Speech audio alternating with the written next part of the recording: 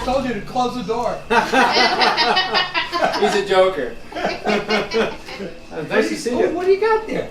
Well, this is from a time when you and I were working at Artifact. Yeah. You were working on a big project for a restaurant, right. and I was there too. Right. And we sat down and you agreed to let me do a portrait of you. Oh yeah, I remember that. And so we sat there for about 2 hours and we had a great conversation. Yeah, that's the thinking me. So something that doesn't happen very often. That is so cool. Is that Beautiful. thinking or working?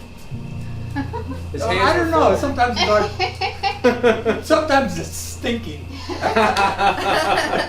Yeah.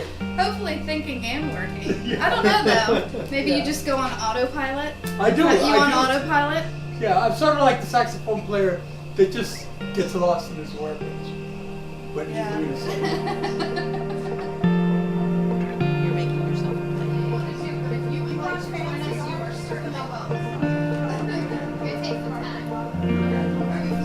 Cool. Rick, always a pleasure to see you, my friend. Take care of yourself, all right? You too. All right. All the world's a stage, and all the men and women merely players. They have their exits and their entrances, and one man in his time plays many parts, his acts being 7 ages. So let's start with ages 1 and 2. At first, the infant mewling and puking in the nurse's arms, and then the whining schoolboy with his satchel and shining morning face, creeping like snail unwillingly to school. So let's talk about young Rick, your life as a child, and through your school days. We'll start there. As far as I had very loving parents, very poor but very loving, and we didn't even know we were poor. We used to drive. We used to go downtown to see movies. At that time, it was easy to see movies on the Great White Way, and on the way there, we'd always see performers in the subway, and it was natural for me to see a person break out and dance in the middle of nowhere, or start singing a song, or play a violin, or play a saxophone. And it became, like you said, the world was a stage. People were allowed to. So when I got a little older and I saw West Side Story, and they started doing ballet in the middle of the street, I didn't think anything of it. It's a natural. That was normal for you. Yeah, it was normal for me. That's amazing. That sounds like an amazing childhood. Yeah, well, it's great. People don't realize. They say you grew up in New York, bad education. Well, the city gives you an education apart from the school system, and the city gives you an education for the worse or for the better, and it depends on what you want to take. I was one of the few kids that in grade school would grab up the Broadway tickets that were given free to the kids, and I'd actually see Broadway plays for almost nothing. Wow. You know, and it was available to everybody, but people would rather hang out and do whatever they did. Right. Yeah, and it was hard because all of a sudden I found myself separated from everybody else. You know. Because you were interested in the arts. Yes. Only weird people were interested in the arts, and you couldn't create anything that's real unless you had drugs. You know, how many drugs did you take to make that monster? Right. I didn't take any drugs. You know, that's natural. Yeah. Also the fact that people wanted me to be dumber than I am. I mean, the kids around me, because I'd fit in. It wasn't that they were dumb; they were uneducated. They were just as smart as anything, as smart as wit. I remember one kid who did the numbers, run numbers before there was the lottery, and he would keep all the numbers in his head, and who had what and how much they got, everything. Amazing. But intelligence isn't enough. You have to be trained. Mm-hmm. And unfortunately, they were trained by the wrong people. Mm-hmm. And I fortunately was trained by the right people. Yeah. So did your parents then encourage education? Oh yeah, oh my parents got me a library card. My parents got me a bank book. You know, they tried to take me to chorus, to sing in the choir. My father was a cantor in the Catholic Church, and so he used to sing, you know, Ave Maria and all that stuff. And I was encouraged by that. Yeah. And I was, the statuary in the church, as morbid as it is, was fine work. And I saw it for what it was, fine work. I was not particularly religious. Well, I was spiritual. I remember going by an ant pile, and I was going to stomp the ant pile, and I said, why should I hurt them? And it's an ant pile, you know, and it's something that even today I remember. And it's about consideration for all things living. Yes. When I was to take it further, when I was asked, did I want to join the military, I said yes. During Vietnam, I didn't know anything about the politics, very little about the politics, but I knew that I wanted to serve my country. And they said, do you have any opposition? And I said, I don't want to kill anybody. And they said, why? Which is a stupid question. And I said, the only people I know that kill strangers are hitmen. You know? If you're going to kill somebody, make sure it's somebody who offended your family or hurt you or is going to kill you. But not just some stranger that walks by, you don't even know who they are, what their family's like, and you're going to kill them. I think that's not fair. Yeah. So I became a medic. And it just travels all the way through. Yeah. Pacifism sometimes has nothing to do with a theme. It's what you feel inside. So when you were in school, is that when you started doing art? Which came first, visual art or theater arts? Visual. Well, or did they come at the same time? They came at the same time. In fourth grade, I did a tracing of a duck, and I colored it yellow and put the eye. And the teacher said, "Oh, beautiful! Oh, gorgeous!" And I knew I was an artist.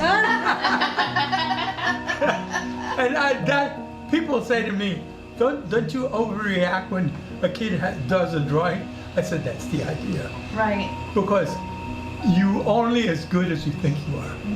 And some artists are only as bad as they think they're good. Yeah. Okay. And that's unfortunate.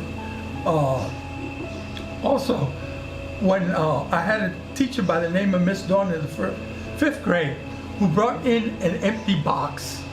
Okay, it was about this big. And she brought in 2 socks and 4 black buttons. And so she sewed the buttons here and sewed the buttons here and took a razor, cut open the bottom of the box, and she started doing like this. And the first thing that came to my mind was, she created a theater. Okay? And I said, that's how simple it is. She created a theater. Yeah. And I was stuck from there on. I created my own little theater, only it had lights, it had curtains that went up and down, curtains that went to the side, it had platforms that moved, everything. But it started out with an empty box. Creating that magic in the box. And it's, I always tell teachers, you are not here to fill a bucket. You are here to light a flame. And that's what that teacher did. Yeah. She lit a flame with 2 socks, 4 buttons, and a box. That's amazing. Cool. All right, so ages 3 and 4, and you touched on this a little bit, so that was a perfect lead-in. And then the lover, sighing like furnace, with a woeful ballad made to his mistress' eyebrow, Then a soldier, full of strange oaths and bearded like the pard, jealous in honor, sudden and quick in quarrel, seeking the bubble reputation even in the cannon's mouth. So tell us about young adulthood, sighing like furnace and going off to war. And you know, the only way that I didn't even realize that you had served in the military. I don't know why I would have known that, but when you told me the other day that you were home from the VA hospital, that, you know, I realized that you had been in the military. So tell us a little bit about that. Well, when I was a kid, I had two brothers, and we were always play fighting. I mean, the reason I call it play fighting is because we hit as hard as the Dickens, but we never hit the face. You know, because it was like sacred. But later on, as we got older, who cares about the face? It was funny because they also became conscientious objectors. Okay, but we fought. I had to. There was a gang on our neighborhood. They wanted us to be part of the gang, and we, all three of us, just back to back, literally, held our own in front of the whole gang because we were not going to be part of it. So we stand alone. We don't stand with you guys. Because I knew they were doing some stuff that was wrong. Yeah. And again, it goes to good parenting. You know, a parent will tell you, this is not right. This is. I remember I took a chalk and wrote my name on a wall right across the street from my kitchen, and my father saw it, and he gave me the beating of my life. He says, "You don't disgrace your name. Your name should never be disgraced." And so that became part of it. And also, when the Puerto Rican flag was illegal in the 50s, people were arrested. Oh, people were arrested for having a Puerto Rican flag. Really? Yes. So my father used to have a giant map of Puerto Rico instead, because he couldn't have the flag. Oh my goodness. And what happened was, we finally got a president that was a little more lenient after the McCarthy era, and we got a church basement to hold our Catholic services. And so in honor of that, they had got all the Hispanics together, or Puerto Ricans, because we were all Puerto Ricans. And they played the national anthem, and everyone stood up, okay? And I stood up, everybody, my father stood up, and we all sat down. And then they played the national anthem of Puerto Rico, and no one would stand up, because they were still afraid from the previous administration. And my father stood up.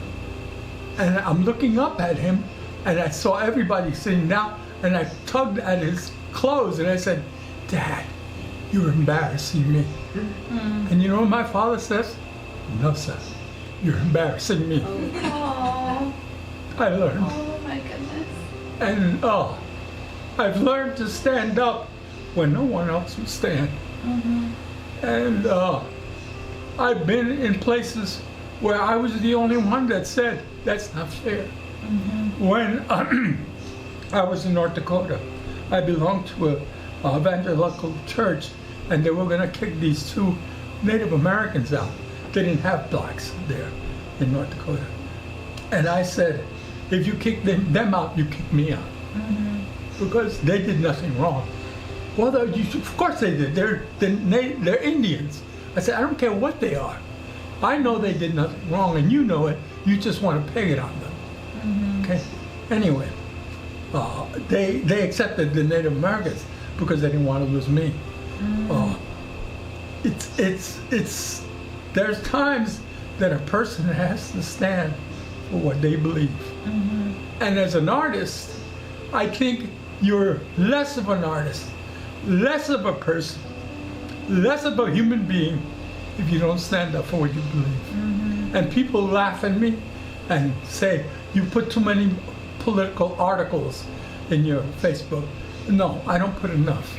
If I had the capability, my body would be out there. And my father used to say about war, us going to war, he used to say, if I take my guns and my weapons to your house and start killing, I'm the bad guy. If I take my guns and my weapons to my house, no, if he takes his guns and his weapons to my house, he's the bad guy. And he says, and that's how you should judge war. And you know, I didn't believe him because I knew everything. Right. Yeah, but after a while, it sunk in. Yeah. So that's about going to war. Yeah. When you were in the service, did you do that on your own? Did you want to go into the military? Oh yes, Was yes, that I voluntary? did, and it was because I had honored the country that has accepted me. I didn't have a home in Puerto Rico because I wasn't raised in Puerto Rico. I was 3 years old. I was raised in New York, and I went as a New Yorker defending New York. Okay, it was my home. Unfortunately, I realized that New York is not Vietnam. You know, Yeah. but I realized that too late. Right. How old were you? I joined the military at 17, Wow. and my parents Oh my said, gosh, you were a "You're not kid." going in." And I said, "If you don't take me, let me go, I will go at 18, and you'll never see me again." And they knew I meant what I said, and they allowed me to go in. Yeah. So at 17, I was in the military. At 18, I had 5 men under me. At 19, I had a battalion. And at 20, I was over an inspector for Alaska. Wow. Yeah. So that shows amazing leadership skills, Well, yeah, it comes from theater. you know. You were directing. You were Yeah, directing the army. Basically, it's all the same thing. I have definitely been called a military. I've definitely been called militant in my directing. You know, there's times that you have to use the carrot, and sometimes you have to use the stick. Yeah. And unfortunately, the stick sometimes works better. But you know, as much as I use the stick, the kids love me Yeah. because they knew that this was not the love of a tyrant. This was the love of a father. And most of the kids considered me like a father figure. Yeah. And it's because I did discipline, but I disciplined with love. Right. Yeah, the kids, they can always tell. And then the justice in fair round belly with good cape and lined, with eyes severe and beard of formal cut like Sean Connery. Full of wise saws and modern instances, and so he plays his part. So let's get into your career as an educator, as a visual artist, as a performing artist. Take me through that. Like, how did that evolve? Well, I in college, I played in stupid college plays that they were not really great stuff. It was a Bible college, and you know, it was usually the Easter and Christmas things. Okay. Okay, but Bible college. Bible college. All right. And I left. I only took 1 year of Bible college. I am not a good minister. Okay. My words were very saucy. When I joined, I went to New Rochelle, and I went to Fordham University, and they taught me that life is, like you said, a confabulation of reality and what you make it. And they kind of started me on the road to acting. I started doing some plays.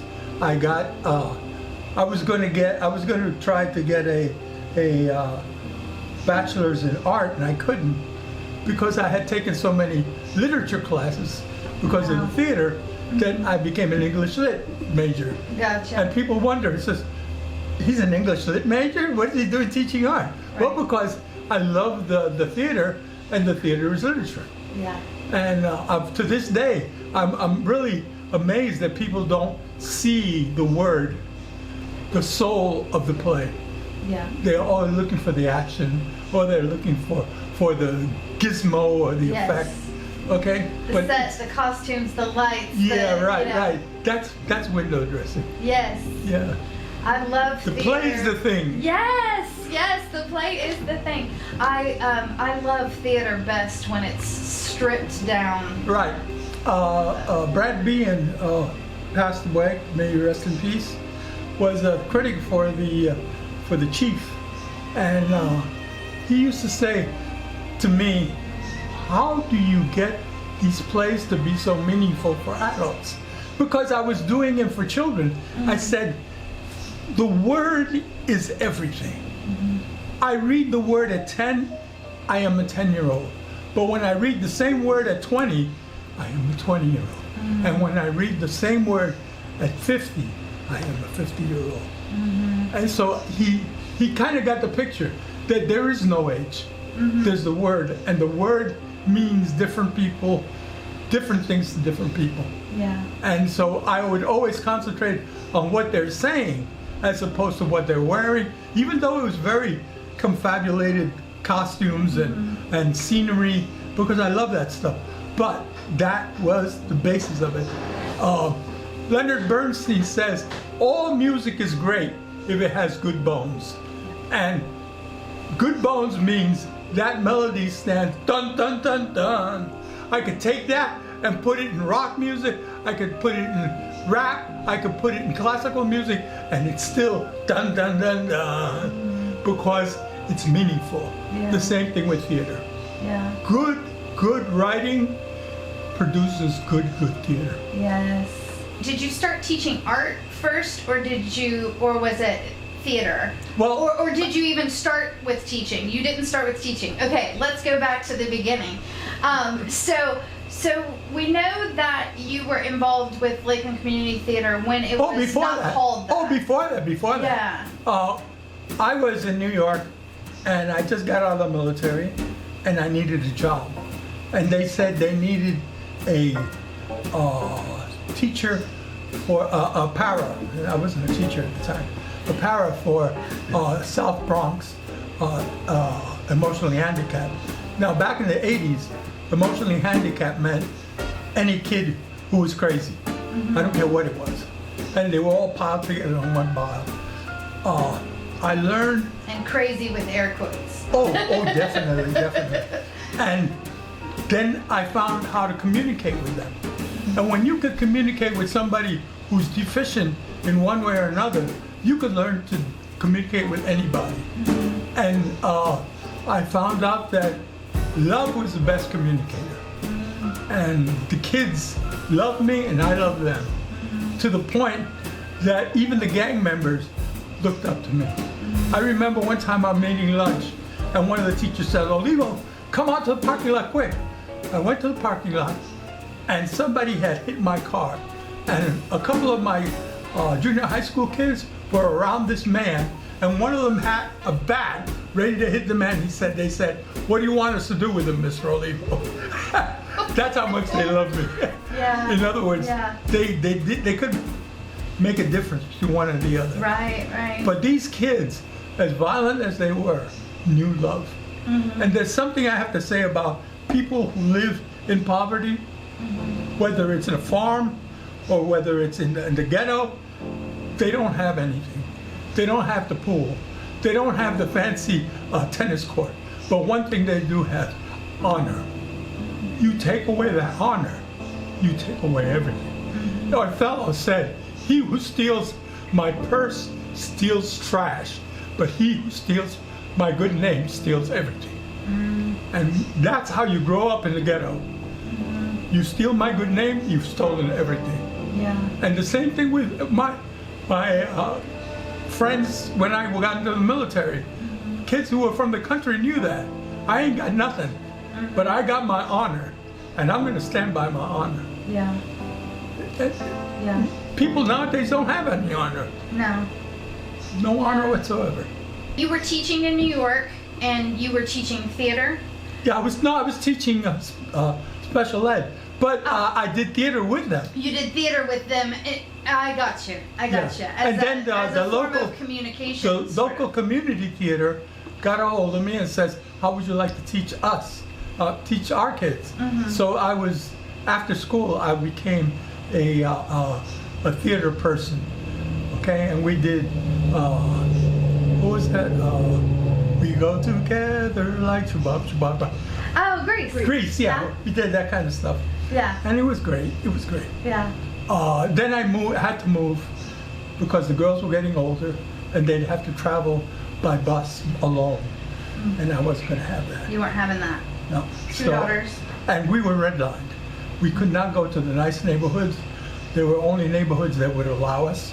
So we decided to go where my mother was. You said you were redlined. Yeah.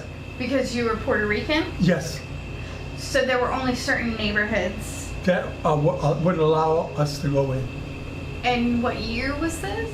This was, it started in the 70s when we started 70s? looking, and then into the 80s. Yeah. Into the 80s. Yes. You were not able to Right. live in certain neighborhoods. No. I don't think, I mean, this is not the first time I've heard this, but it shocks me every time. This is still New York? In New York, In yeah. New York? That, you know, it's funny. When I moved down here, people say, oh, they're so prejudiced here. I say them, honey, you ain't seen nothing yet. Come to New York, you see de facto prejudice, which is worse than anything in the South. Because in the South, they're gonna call you a name. They're gonna call me a spick to my face. And I find that more agreeable than you calling me a spick behind my back. Yeah. When were you a boxer? I was a boxer when Why not? I didn't know you were a boxer. Oh my I was 13 years old.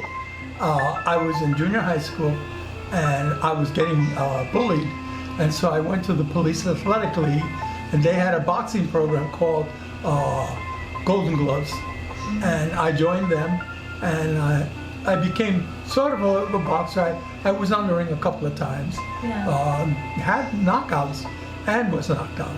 But hey, it goes both ways. I remember one time, this guy called Richie, he was a little guy, always went into the cafeteria the wrong way. And me, I'm a monitor, and I just said, that's wrong. And he's getting free lunch, but he's not, you know, he doesn't deserve it. And so I said, I'm going to stop this. He said, you can't do that, because his brother is a gang member. And so I stopped him. And so he said, I'm going to get my boys after you. So this guy comes up, he's about a foot and a half taller than I am. Remember, I'm 13 and skinny and weak, but I knew how to box.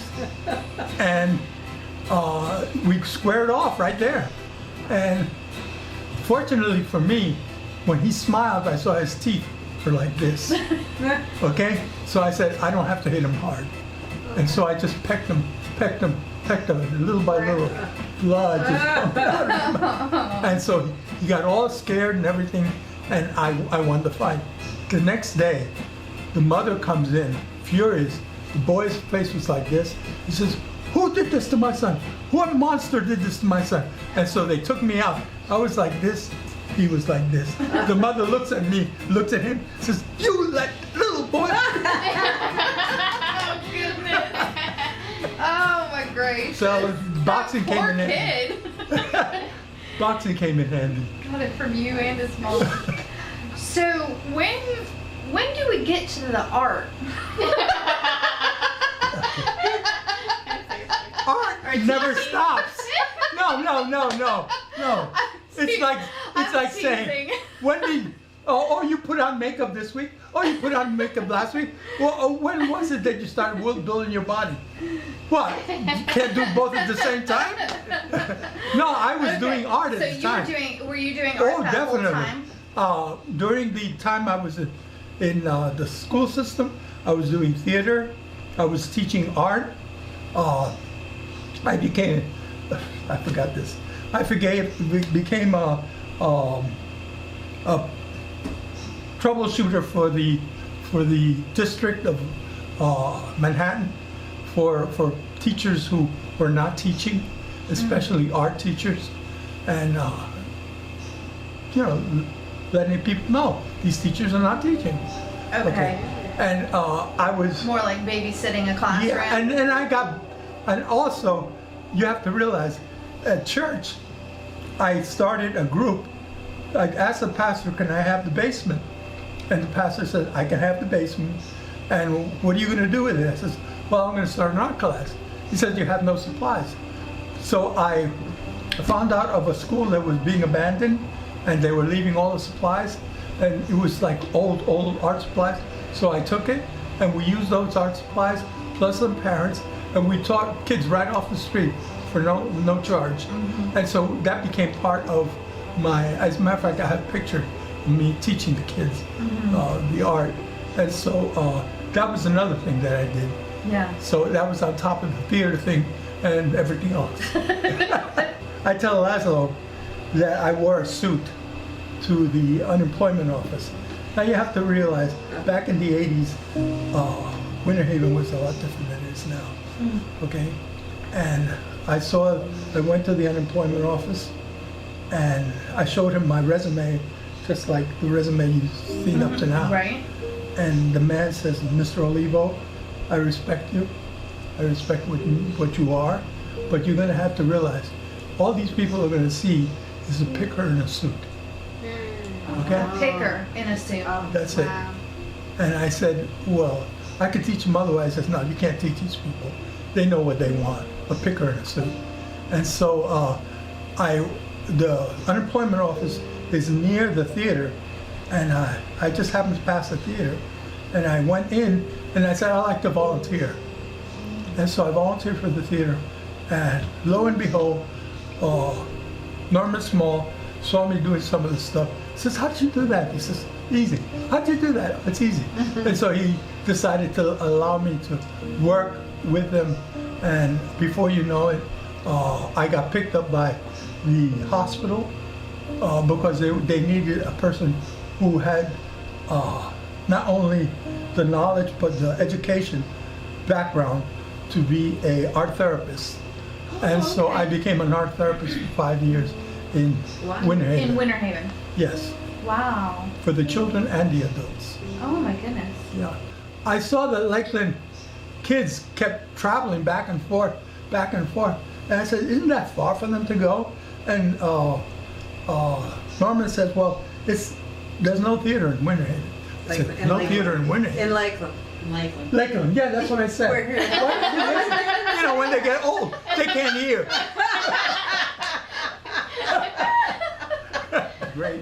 And it brings me back to another analogy or allegory of the two ministers who go off from Bible college to a place in Asia, and the dean gives both of them tons of shoes, and they both take the shoes to where they're going, and a month later some of the shoes come back, and the first minister says, why did you give me these shoes?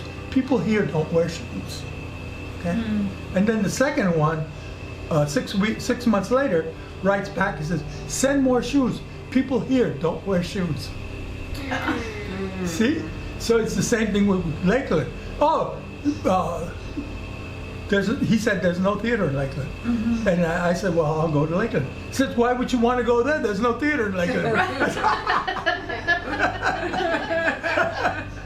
Ha ha! Yes. And so All that's what I did. And I had parents chomping at the bit for a theater Lakeland night. parents. Lakeland parents. Wanting a theater here so they didn't have to Yes. travel to Winter Haven. Right. Our first meeting, Yes. Tell me about it.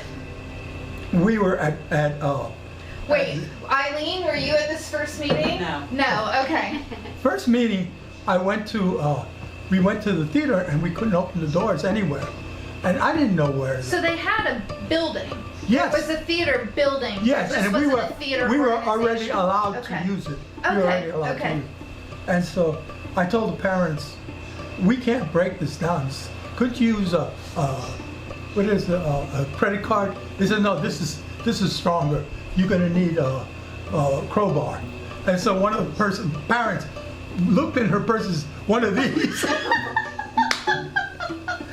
I said, what are you doing with a crowbar in your purse? And We're not even in New York. She says, you never know when you're going to need one. Oh And so we crowbarred her. Boy, did I get hell for that. I bet. Oh gosh, I went toe to toe with the guy in charge, and we were nose to nose. And if it weren't for some of the parents kind of parting us apart, I think one of us would have been on the ground. It probably would have been me. He's a big guy. Anyway, that's the way the theater began. You know, with a break and entry. Breaking and entering. Okay. Yeah, and since then, it's grown. Yeah. What happened was I started getting fatigued very easily, obviously with the workload I had, and then I thought it was just I was working too hard. Then my ex took me to the doctor, and they gave me a scan, and they said, Mr. Olivo, you have the heart of an 80-year-old. And I said, what are you talking about? He says, you have heart disease. And I said, how long, do I have to live? He said, 5 years. And so I said, 5 years. So can I get a second opinion? He says, go right ahead. So I got a second opinion, and the doctor said, you have 3 years to live. So I didn't get a third opinion. We keep going down. Yeah. So I little by little lost a lot of strength, and eventually ended up in a wheelchair, and I had to give up the theater, and I really didn't want to give up the theater. It was almost pulled away from me, and I don't hold any grudges, but it was very painful for me. Sure. I didn't want to give it up. I wanted to be eased out, but I couldn't. Anyway, because of that, I little by little decided that I was going to die. So I decided that if I'm going to die, I'm going to die living, not live dying. And I started to do what the doctors told me not to do, and that's to do some gardening. And in the gardening, what happened was I strengthened my heart. And little by little, I got better and better and better. And I added years to those 5 years that they gave me. Yeah. And here I am, still suffering. Yeah, what year was that? Well, 88, 87, something yeah, like that. 87. Yeah.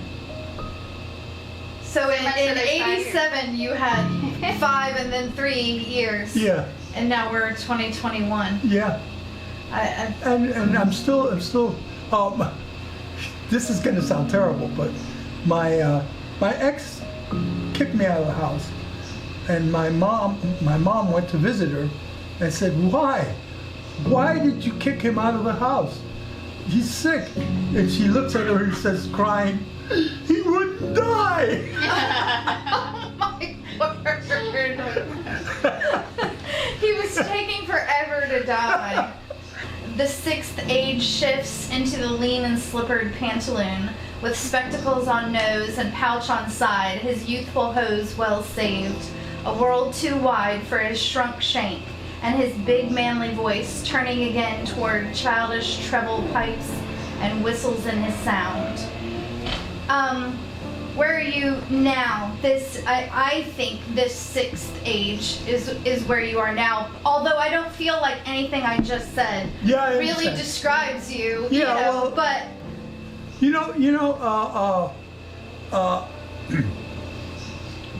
when artist takes on apprentices, the reason he does is because the fire is still there, but the body's not. Okay?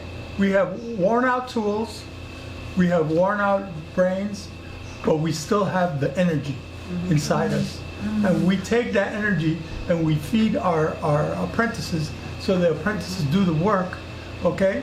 And we get a little bit of a portion, but it should be the apprentice that gets most of the work. And when you get older, you're not concerned about what I'm famous for. It's you're concerned with what is my student famous for, because the student who learns under me gives me my name. And again, back to honor, my name is everything. Yeah. And, Yeah. And that is true. Yes, my walk is crooked. I need a cane. Yes, I can hardly breathe, but the fire is still in me, and I'm looking for somebody who I can touch and start that fire in somebody else. And sometimes that's what we need. We need some older people. You know, we relegate the old to nursing homes, and old is a nursing home is a place where there's a lot of talent, a lot of good stuff that's been thrown away. And there are people that are just as vibrant, just as real as I am, but they can't do anything because they've been stuck in a place where they're expected to eat oatmeal and die fast.